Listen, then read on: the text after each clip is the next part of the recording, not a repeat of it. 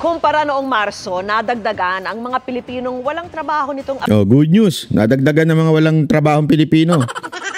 Dadami ng snatcher. Hindi, good news yan ha. Good news yan ha. Dadami ng snatcher. Bababa na ang pasahod. Bakit? Marami ng walang trabaho eh.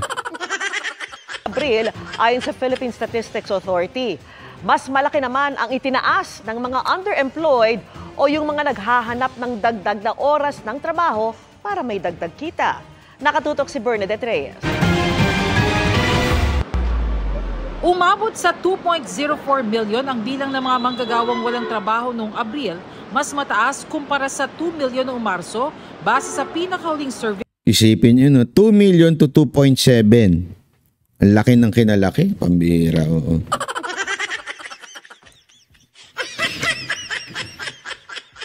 Diba? Yan ang tinatawag na bagong Pilipinas, bagong tanga. Diba? Ng PSA. Naitala sa 4% ang unemployment rate noong Abril na bahagyang mas mataas na 3.9% noong Marso. Mas malaki ang agwat kung mga underemployed ang pag-uusapan o bilang ng mga manggagawang nais ng dagdag na oras sa trabaho. Pero alam mo, nagtataka ko, ang daming walang trabaho pero ang dami pa rin tamad, no? Hindi ko lang alam bakit ganoon, no? Kasi minsan, ewan ko marami akong na-encounter na mga reklamador pa sa trabaho. Oo, walang biro. Ewan ko, paano yung medyo kulang na nga tayo sa trabaho, tamad pa. Bakit dumadaming ganun, ano? Matapos maitala sa 14.6% ang underemployment rate noong Abril kumpara sa 11% lang noong Marso. Katumbas ito ng 7.04 million na underemployed. Pag marami kang workers, dahil let's say may Joyce Buckley, salamat po. Demand, like... Actually ma'am, pinaliwanag po ni Pangulong Duterte yan eh. Hindi lang siguro nakikinig yung ibang mga Pilipino kung bakit pinayagan ni Pangulong Duterte ang POGO. Retail trade kasi bumalik, hindi lahat na-absorb. But you have workers, but they are not all working the 40 hours. Kabilang si Marilu Bisano sa mga naghahanap ng dagdag na mapagkakakitaan lalo't nag-aaral pa ang kanyang mga anak. Nagrarakit ng maglaba at saka plancha. 50 na ako eh. Kaya mahirap maghanap ng trabaho. Kabilang pa naman ang trabaho ni Marilu sa may pinakamababang sweldo. Kasi ako naniniwala walang tamad na magugutom. Ako naniniwala ako dyan. Walang tamad na magugutom. Alam nyo kung ano ang problema?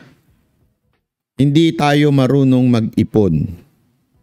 Marami sa atin ang daming expenses na unnecessary expenses.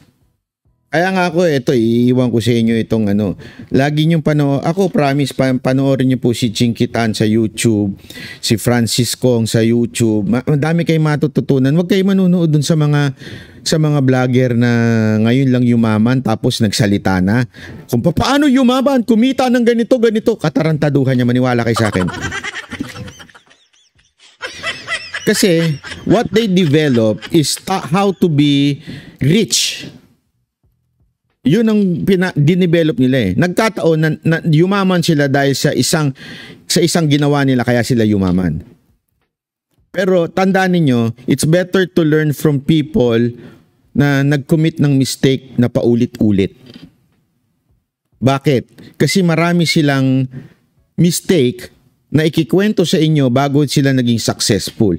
And that mistake na ikinikwento nila, maganda yon para hindi na natin madaanan. Kasi sabi nga nila, di ba, learn from your mistake. It's wise to learn from your mistake, but it's wiser to learn from the mistake of others para hindi mo na gawin. Ayun ang isipin natin yan. Ulitin ko, it is wise to learn from our mistake, but it is wiser to learn from the mistake of others para hindi na natin gayahin.